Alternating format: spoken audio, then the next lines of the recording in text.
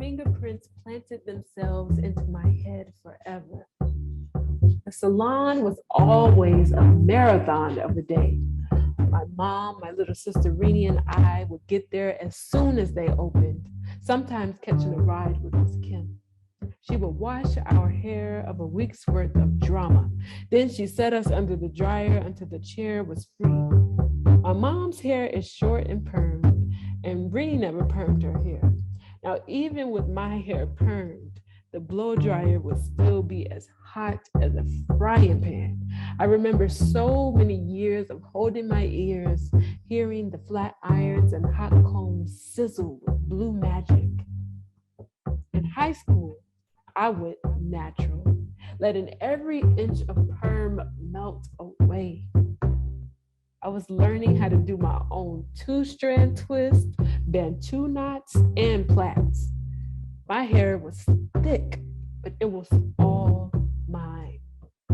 I would still go to the salon sometimes, but not as much. High school also meant that my mom would finally let me get box braids. I experimented with so many styles, buns, mohawks, crochet braids, you name it, I had it. All of my friends did the same, and we would praise each other's new look. We knew that there was a rebirth of energy that needed to be acknowledged and celebrated. When I went away to college, I had the same ritual with my new Black friends. There were few faces and heads that looked like mine in the theater department, so I created a force field of energy for me, my body, and my hair. Every once in a while, or every day, someone would try to break in with questions and concerns. Was your hair always that long? How long did it take? Does it hurt? How do you get it to do that?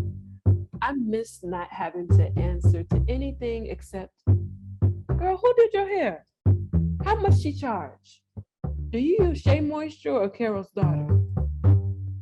People who awkwardly forced conversations wanted to share the mirror with me, and this made it harder for me to see myself. As soon as the season's musical ended, I ran home for Thanksgiving break. That Friday night, my oldest sister Pavi and I discussed the big chop. This was the style that I both admired and avoided.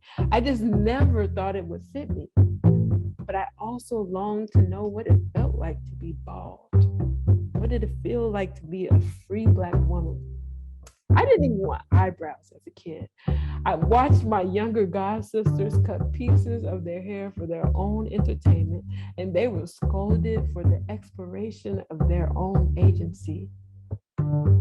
Some mornings, I would glare into my full body mirror, cover my hairline with my hands, and wonder, what if?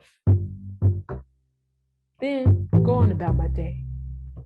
I had made a pact with my younger self and all of the Black hair magazines. I would tell myself, when I get grown, I'm gonna wear this hairstyle. One of my hair fantasies was to have flips, one of Kelly Rowland's signature looks. I saw her sporting this style on 106 in Park. I watched a lot of music videos at my granddaddy's house because he had cable. I decided that was how I wanted my hair done in kindergarten. Instead, I got a bang, curls, and a bun wrapped in a peach ribbon to match my dress for the luncheon. Everybody told me how cute I looked, but I was supposed to be one of Destiny's children or the older girls on the Just For Me box. I always wanted to claim justice for little me's hair dreams. I also spent years reviving my hair back to health.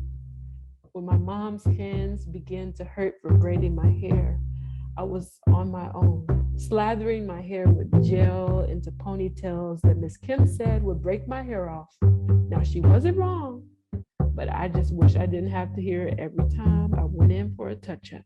I was going to give it all up tomorrow. The burns, the wraps, the jam, the grease, the sizzle, the skin, the numb neck, the newspaper and foam rollers, the magical disappearing bonnet, the head turn choreography, the day-long glamour rituals, the chicken spot next door, ear hustling and grown folks' business, the magazine daydreams, the bad hair day blues, the gender expectations, the memories, the grief, and the time. There was so much time. And my sister was eager to witness all of this. I started to feel like my mirror was fleeing my palms again. She texted her barber, Rob, and the appointment was set for the next day at 10 a.m. I washed my hair that night, untying myself from all the tongues that discussed my hair as if I wasn't there. I stretched my earth-colored twists and they reached my collarbone. Today was the day. I used to get my hair done here all the time, but I was finally going to sit into the barber's chair. The buzzing of clippers, the fragrance of shaving cream, and the sound of small talk greeted me as I walked over the threshold. I had watched women come in for their bi-weekly shave and grooming, but I was the woman of the hour that morning. Rob smiled and said, "You ready?" I smiled and took my seat. Patty was grinning from ear to ear, holding her phone as if it was a disposable Kodak camera. I wish she just would have let this moment be a moment. Rob picked my hair out and clipped all of my ends, not just the dead ones. He maneuvered around my head and only told me to hold my ears so that I wouldn't get cut. The clippers started to sing, and the barber sitting across from us looked puzzled.